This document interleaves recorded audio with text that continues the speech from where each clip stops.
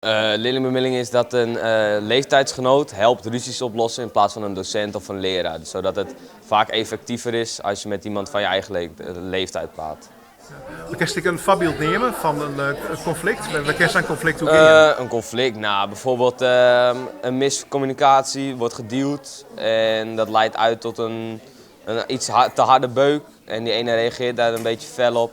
En dan is de ene bijvoorbeeld verdrietig omdat hij een beuk heeft gekregen. En dan ga je erover praten, wat is nou precies gebeurd, waarom gebeurde het en hoe kunnen we het oplossen.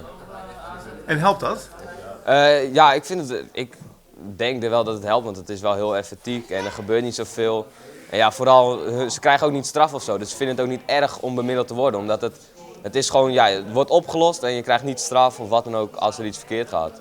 Maar wat gaf jou dat voor gevoel toen zij bij Kluis stond? Nou, dat zij 1,5 uur de tijd overneemt, kan ik niet echt tegen. Dat is helemaal niet waar. Kan je even stil zijn? Gaan we zoveel mogelijk proberen om de ruzie ook echt op te lossen. Dat is toch wel het belangrijkste. En de regels dus, dat doe je vrijwillig. Je niet onderbreken, je gaat niet schelden en probeer dus een oplossing. En niet doorvertellen. Niet doorvertellen. Dus dat is de eerste stap. Beide maar je vertellen wat er onder de hongel is. En ze maar je net onderbreken en ze maar je net beginnen te schelden. Dat klopt. Oké. Maar dan had ze het verteld. En dan?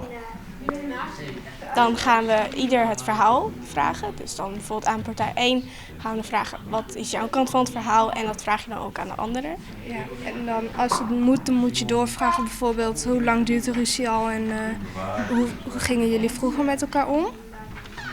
En dan gaan we eigenlijk gewoon vragen naar het gevoel wat het toen gaf.